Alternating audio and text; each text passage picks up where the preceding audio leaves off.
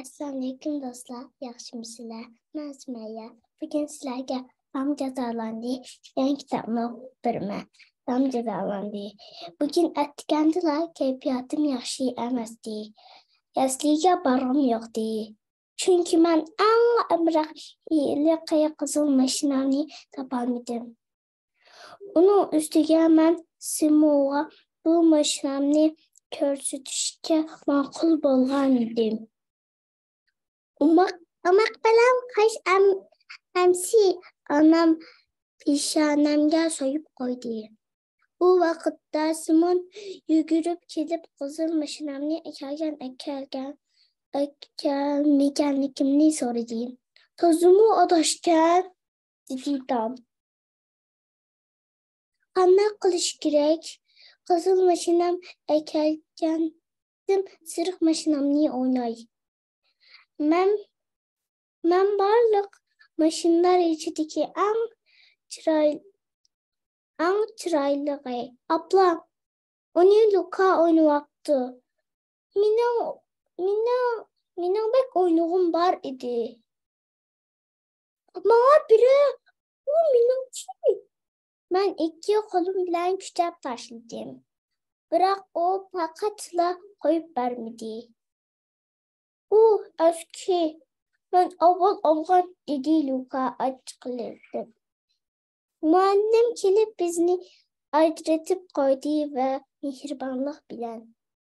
Mashina ko'pchilikni Tom. Mashinani Lukaga qaytarib berib, boshqani o'ynag'in bo'lamdi, dedi muallim. İş qilib amni mashin o'ynag'im kelmadi. Men berib kubik chizayman. Nurg'un kubiklar bilan eng egiz bino yasayman. Men Jim bilan Aristoning kubiki so'rsam ular berishni xohlamadi. Qaranglar, sizlar yasagan kubik bek sot bo'lib qopti. Men belav tipavatdim. Bino güppida yiqilib ketdi. Bu qatim muallim ancha silliq gap qilmadi. Xafa bo'lib qoldim debla buzg'unchilik qilamsan, darhol ko'chirib tura. Ondan yerdagi kubiklarni yig'ishtirib et, dedi muallim achchiqlanib. Nima degan adolatsizlik bu? Ular menga kubik bermagan tursa, Simon bek eskigan. U tuxi menga terini turdi. Nereye Simon amni sen bilan adashamaz deb Simonga qartib bir kubik atdim. Bu qatim muallim rostla xafa bo'ldi. Tam biz dars o'tganda demizmi, har qanday chog'da yomon ish qilishga bo'lmaydi. Esingda bormi? dedi muallim achchiqlanib. Bo'ldi. Sen boshqalar bilan o'ynayolmayotgandan berib rasm chizgin, dedi muallim. Muallim bek eskigan, men endi unuga amroq bo'lmayman. Yana kelib hozir rasm chizgim yo'q. Nima qilsam bo'lar? Bir odam yolg'iz qolsa bekla zirkishlikkan, boshqalar beqo'shal o'ynayotgandek ko'rinadi. Mening bu bir kunni bundoq o'tkazgim yo'q. Ko'zim ozroqmi ichishishga boshladi.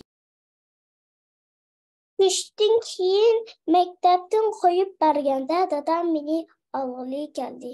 Muallim dadamga mening jazolanganligimni aytdi. Shu topda tezroq uyga qaytib bichina pirinak yeyishim bor edi. Dadam muallimdek tanqila qilarmi? Dadam xəpa bolmadı. Mən onunla cəzalanışqa azraqmı yaxşı əməslikimni etdim. Dadam. Şundaqdan cəzalanış yaxşı iş əməz. Lakin müəllim toğra qıpdı.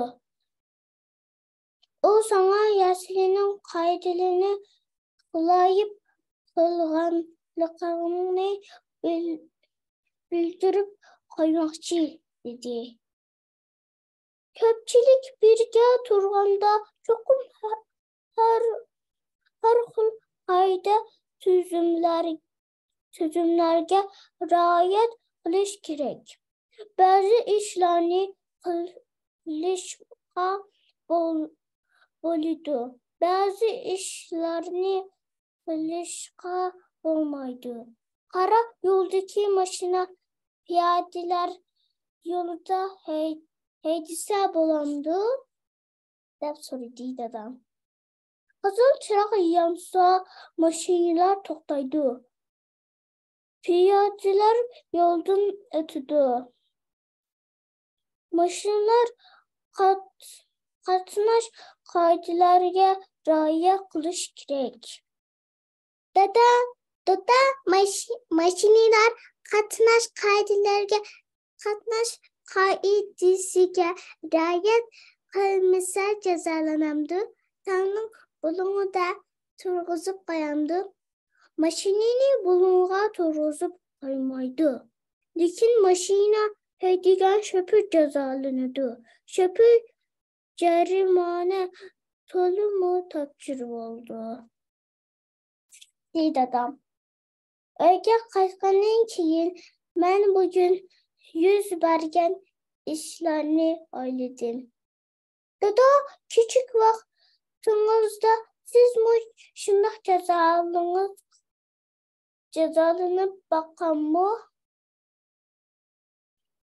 Albatta jazolangan.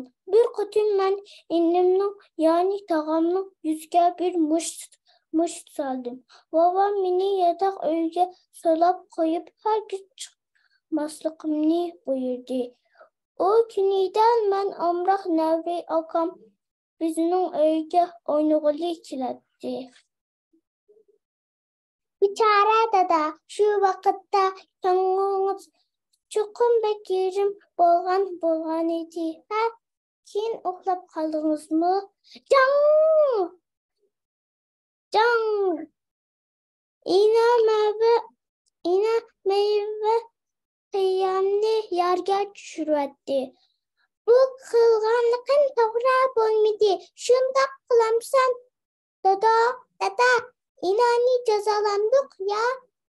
U yerga tashlayotgan meva